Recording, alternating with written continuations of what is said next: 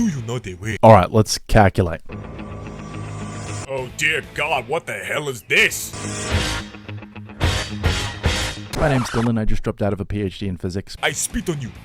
Because I realized there's more important things in the world, like calculating if Sonic the Hedgehog would actually be Sonic the Deadhog. You need to go. You need to go like now. And I know this is on the mind of absolutely everybody, every human being on this planet. No! No, we are not doing this! So I am here to settle this once and for all. We're going to calculate how realistic Sonic the Hedgehog is. So let's get into it. No! A blue hedgehog that moves at the speed of sound. Funny sounding concept that became the mascot of Sega.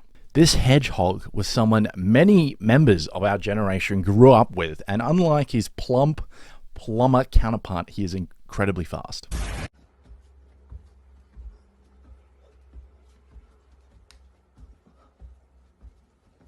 Before Sonic darts off, he spins up on the spot, right? And in this video, we're going to explore why he cannot move forwards at the speed of sound, in addition to the amount of heat this would generate and the temperature change that Sonic would need to endure. Because you freaking pricks just can't ever, fantasies can't ever be quenched, can they? You freaking pricks! When will you learn? When will you learn that your actions have consequences? So what we're going to do is we're going to compare the frictional torque to the torque generated by Sonic while spinning, followed by calculating the work done by the frictional force of a hedgehog to What? compute the heat and the temperature change. I need to calm down. To begin, we assume that Sonic is currently spinning / rolling on smooth tarmac, which is like dense asphalt concrete. Additionally, we will assume that the outer layer of Sonic, when rolled up, is coated in spines. Thus, the material making contact with the tarmac is exclusively keratin. We then use these assumptions to calculate the friction force that acts on Sonic. Alright, let's calculate.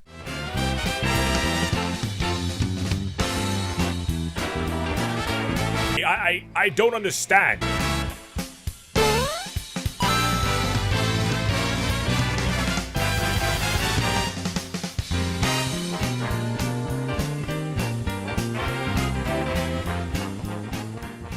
You know, I'd rather have the Pride Trooper guy than you. I'll take him any day. I'd rather have him than this cancer. Just breaking character real quick to tell everyone that the affiliate program, partner program referrals are now all live. You can earn 30% commission. You can get a free month just for referring a friend. So the real reason I dropped out of the PhD, if you're new around here, was to create a couple companies, one of which is this Kel VPN. It's the first post-quantum VPN in the world, also known as a quantum safe. It just has post-quantum cryptography. It's going to be really important going forward because powerful quantum computers are right around the corner, and the only thing that's going to stop them is quantum safe cryptography, as well as a couple other things which are further off. Quickly, you can refer a friend without signing up for the affiliate program, or you can come here, become a partner. You come here, you can have a read, click here, and then you'll be sent here. You have to sign up again, guys. This is for good reason. Once you've signed up, you get your own little UI for all the partners out there. So you use these links down here, you send them out to your friends. Once they sign up, you guys get 30% commission as well as a free month for every person. And so you've got all kinds of things around here. You'll have to enter your PayPal. That's how you get paid out. Every 30, 60 days, I can't quite remember right now. Have a read, it's around. So come join the cyberpunk revolution and make some money. Help me market Kel. Alright, the math is done, so let's quickly run through it and then I'll tell you what it all means. So N is the normal force, right? And you can see here N equals minus mg, which comes to approximately 350 newtons. And mu k is the coefficient of kinetic friction, which is 0.76 between smooth tarmac and keratin. What? How do you even spell that shit? So from this, we can find that there are 260 newtons of force acting on Sonic. I didn't write that down. Using that, you can actually find the frictional torque using this over here, where R is Sonic's radius, okay? And it's over here. And because standing up, he's like 1 meter tall, right? And in his ball form, he's 2/3 of that height. So that'll give a diameter of 0.67 meters, right? And a radius of 0.34 meters. I am 5 seconds away from blowing you the up. Like, you have no idea how close I am to just blowing up your shit. Using these numbers, we find that the torque acting counter to the torque generated by Sonic is 89 Newton meters, right? And doing a similar calculation where we treat Sonic as a spinning wheel and assume he accelerates to 340 meters per second in 1 second, we can find that he exerts a force of 12 kilonewtons, right? And which, using the same method as above, means he exerts 4 kilonewton meters of torque. So we'll assume that all the kinetic energy lost is converted to heat, and that Sonic's acceleration is constant as well. So we'll make use of this equation over here, W minus FRD cos theta. W is work done, D is distance, and FR is the friction force, okay? And theta is 180 degrees. Because at the point of contact with the ground, the friction is acting anti-parallel to Sonic's rotation, okay? We're only interested in the magnitude, so we can discard that negative sign. And we'll set D equals to circumference, which allows us to determine the work done per revolution. So using the diameter from above, you simply just find a D to be 2.1 meters, okay? And then you insert that, and the value for friction calculated earlier into this equation, you find that Sonic generates 560 joules per revolution, okay?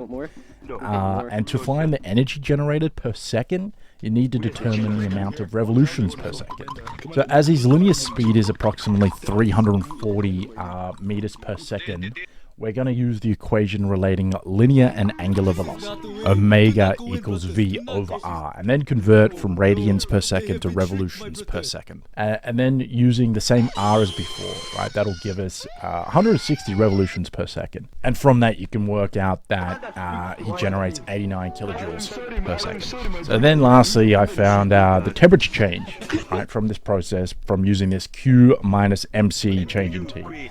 And then you'll rearrange for change in T and use the specific heat capacity of keratin, which is like, you can look that up, right? That will give you that Sonic heats up by 850 degrees Celsius per second if we assume a 50-50 split between the tarmac and Sonic, right? And so let's get into the analysis.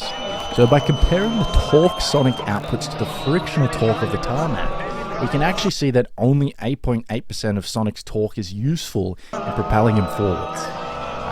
So this basically demonstrates that despite spinning fast enough on the surface designed to be used for roads for driving, he's not going to be able to generate nearly enough grip. A lot of his efforts would result in just slipping. So the temperature increase that Sonic would experience would probably kill any hedgehog in a fraction of a second. His power output is like comparable to that of a Ford Fiesta at 120 horsepower.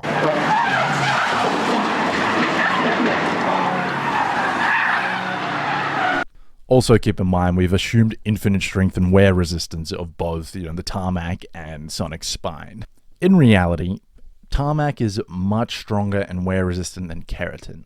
So that means for Sonic, running over tarmac is like the equivalent of a human holding their finger against a disc sander. Those are the finger sanders. So in conclusion, overall, Sonic would experience extreme temperature increases, spontaneous combustion, and very little forwards velocity for all that power he outputs. And I believe Sonic would not survive his attempt at moving at the speed of sound. But do you know the way I spit on you? Oh my god!